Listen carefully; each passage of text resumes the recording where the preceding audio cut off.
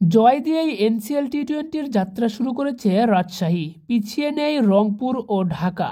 একই দিনে জয়ের দেখা পেয়েছে দলগুলো।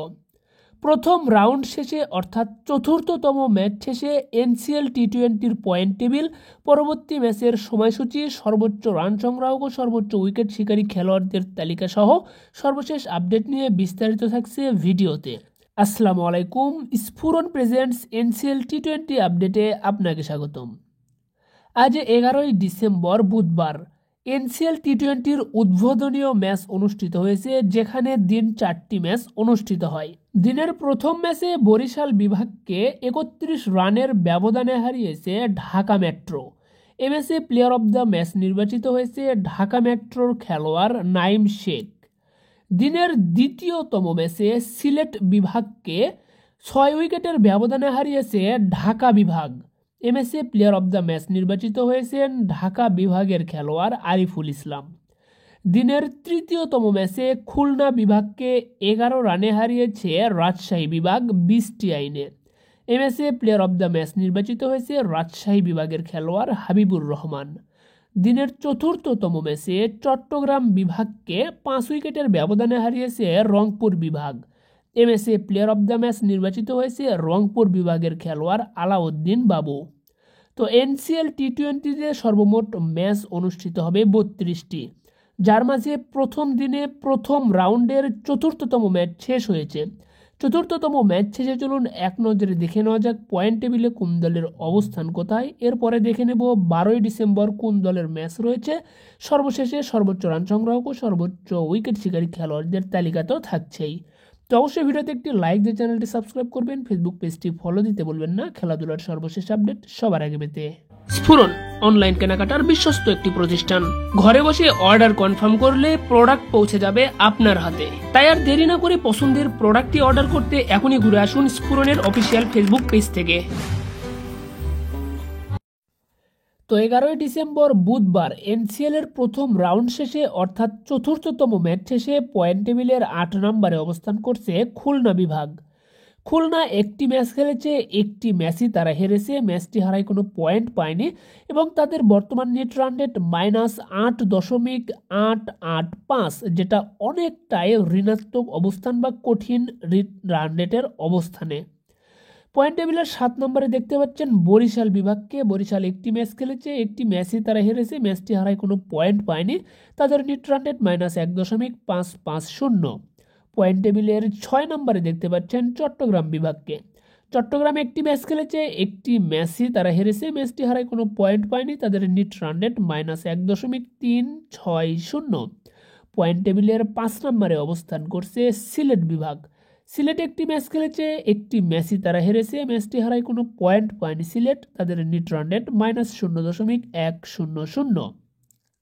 পয়েন্ট টেবিলের 4 নম্বরে অবস্থান করছে ঢাকা বিভাগ। ঢাকা একটি ম্যাচ খেলেছে, একটি ম্যাচই তারা জিতেছে, ম্যাচটি জিতে পয়েন্ট পেয়েছে 2, তাদের নেট রান রেট +0.100। তো আপনাদেরকে জানিয়ে রাখি, আগামী 30 ডিসেম্বর থেকে শুরু হতে যাচ্ছে বাংলাদেশ প্রিমিয়ার লিগ বিপিএল। বিপিএলে 7টি দল অংশগ্রহণ করবে, 7টি দলেরই অফিসিয়াল ডিজাইনের জার্সি পেয়ে যাবেন স্ফুরনে। চাইলে সেই জার্সিতে আপনার নাম পছন্দের জার্সি নাম্বারটাও লিখে নিতে পারবেন। এবারের বিপিএলে আপনার পছন্দের দলের জার্সি বাংলাদেশের যে কোনো প্রান্ত থেকে ঘরে বসে অর্ডার করতে এখনই যোগাযোগ করুন স্ফুরনের অফিসিয়াল ফেসবুক পেজে, অথবা যোগাযোগ করতে পারেন স্ক্রিনে দেওয়া নাম্বার। সঠিক সময়ে আপনাদের হাতে জার্সি পৌঁছে দিতে স্ফুরনে এখন প্রি অর্ডার নেওয়া হচ্ছে। কোনো প্রকার অগ্রিম পেমেন্ট ছাড়াই আপনি প্রি অর্ডার সম্পূর্ণ করতে পারবেন বিপিএল এর জার্সির জন্য। তাই এখনই যোগাযোগ করুন আপনারা স্ফুরনের অফিসিয়াল ফেসবুক পেজে, অথবা স্ক্রিনে দেওয়া নম্বরে হোয়াটসঅ্যাপে যোগাযোগ করতে পারেন।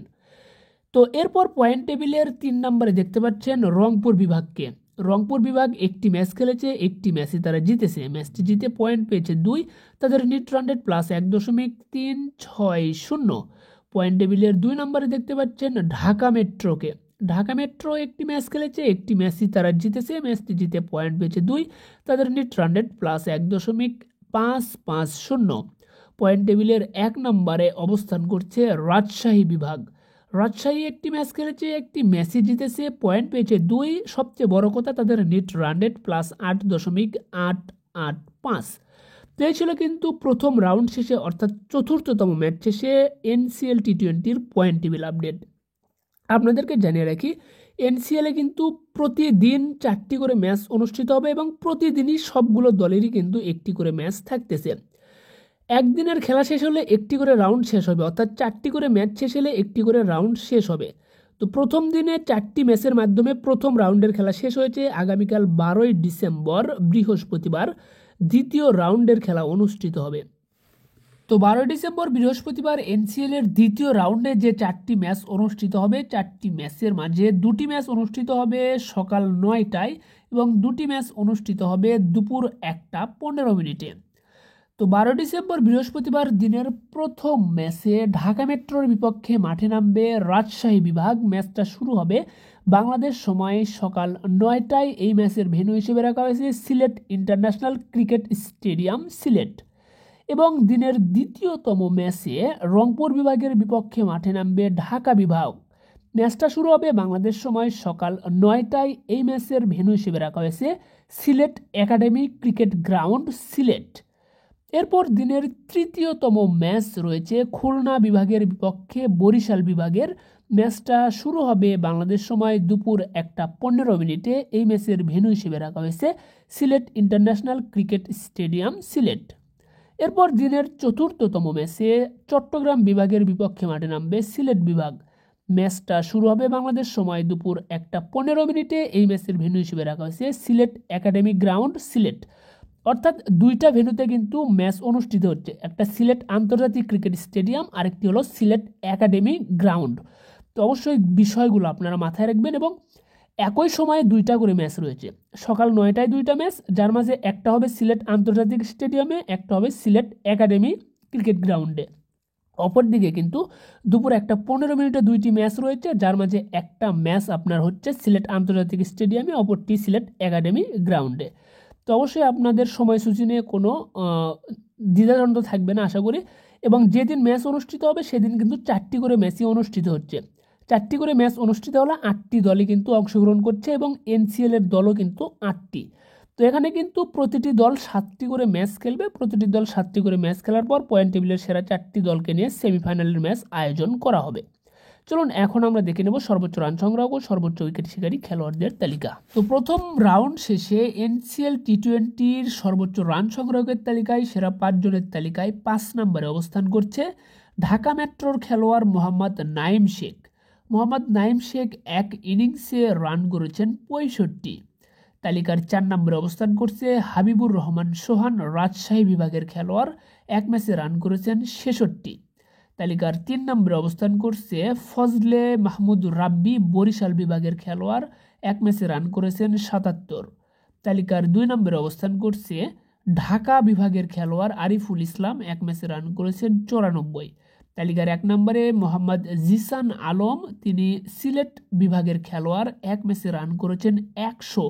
প্রথম ম্যাচেই সেঞ্চুরি তুলে নিয়েছেন কিন্তু জিসান আলম। তো প্রথম ম্যাচে অর্থাৎ এক ম্যাচে 100 রান করে সর্বোচ্চ রান সংগ্রাহকের তালিকায় 1 নম্বরে জিসান আলম। চলুন এখন আমরা সর্বোচ্চ উইকেট শিকারী খেলোয়াড়দের তালিকা দেখে নেব। সর্বোচ্চ উইকেট শিকারী খেলোয়াড়দের তালিকায় সেরা 5 জনের যে তালিকা, এখানে 5 নম্বরে অবস্থান করছে রাজশাহী বিভাগের খেলোয়াড় মোহর শেখ, তিনি এক ম্যাচে উইকেট পেয়েছেন 2টি। তালিকার 4 নম্বরে আলাউদ্দিন বাবু, তিনি রংপুর বিভাগের খেলোয়াড়, এক ম্যাচে উইকেট পেয়েছেন 2টি। তালিকার 3 নম্বরে রাকিবুল হাসান স্লাউ, ঢাকা মেট্রোর খেলোয়াড়, এক ম্যাচে 3টি উইকেট পেয়েছেন তিনি। 2 নম্বরে রয়েছেন ফরহাদ রেজা, রাজশাহী বিভাগের খেলোয়াড়, এক ম্যাচে 3টি উইকেট পেয়েছেন তিনি। তালিকার 1 নম্বরে মুকিদুল ইসলাম মুগ্ধ, রংপুর বিভাগের খেলোয়াড়, এক ম্যাচে উইকেট পেয়েছেন 3টি। তো এক ম্যাচে 3টি উইকেট নিয়ে সর্বোচ্চ উইকেট শিকারী খেলোয়াড়দের তালিকায় 1 নম্বরে মুকিদুল ইসলাম মুগ্ধ। তো এখানে আপনারা চাইলে সেরা 10 জনের তালিকাটাও আপনাদেরকে দেখাতে পারি। তো অবশ্যই আপনারা কমেন্টে জানাবেন যে সেরা 10 জনের তালিকায় চাচ্ছেন নাকি 5 জনের তালিকা। এবং আরেকটি বিষয় ক্লিয়ার করি, এখানে যে তথ্যগুলো দেখাচ্ছি সবগুলোই কিন্তু বিসিবির যে অফিসিয়াল অ্যাপস রয়েছে সেখান থেকে আপনাদেরকে ইনফরমেশনগুলো জানিয়ে দিচ্ছি। তো এই তথ্যতে যদি কোথাও ভুল থাকে সেটি কিন্তু আমার ব্যক্তিগত কোনো দায়ভার নেই। এখানে অবশ্যই বিসিবির যে ইনফরমেশনটা তাদের ওয়েবসাইটে এবং অ্যাপসে প্রকাশ করেছে সেটি কিন্তু আপনাদেরকে জানিয়ে দেওয়ার চেষ্টা করতেছি আমি। তো অবশ্যই কিন্তু বিষয়টা আপনারা খেয়াল রাখবেন। সে সাথে আপনার পছন্দের দলের জার্সিতে আপনার নাম, পছন্দের জার্সির নাম্বার সহ লিখে নিতে চাইলে অবশ্যই কিন্তু স্ফুরণে যোগাযোগ করতে পারবেন স্ক্রিনে দেওয়া নাম্বারে। স্ফুরণের স্ক্রিনে দেওয়া নাম্বারে আপনারা সরাসরি হোয়াটসঅ্যাপে যোগাযোগ করলে সবচেয়ে ভালো হয়, অথবা তাদের অফিসিয়াল ফেসবুক পেজে যোগাযোগ করতে পারেন। এই বিপিএলে আপনারা কিন্তু স্ফুরণ থেকে অফিসিয়াল ডিজাইনের জার্সি সংগ্রহ করতে পারবেন। তাই স্ফুরণের যে প্রি অর্ডার চলছে সেই প্রি অর্ডারটা সম্পূর্ণ করে রাখবেন। প্রি অর্ডারে কোনো পেমেন্ট করতে হবে না, কোনো টাকা পরিশোধ করতে হচ্ছে না আপনাকে। শুধুমাত্র গুরুত্বপূর্ণ কিছু তথ্য দিয়ে কিন্তু আপনারা প্রি অর্ডার সম্পূর্ণ করতে পারেন, যা আপনাকে বিপিএলের সকালের আগে আপনার হাতে জার্সি পৌঁছে দিতে অনেক বড় ভূমিকা রাখবে। ধন্যবাদ সকলকে, ভালো থাকবেন সবাই, দেখা হচ্ছে পরবর্তী ভিডিওতে। আসসালামু আলাইকুম।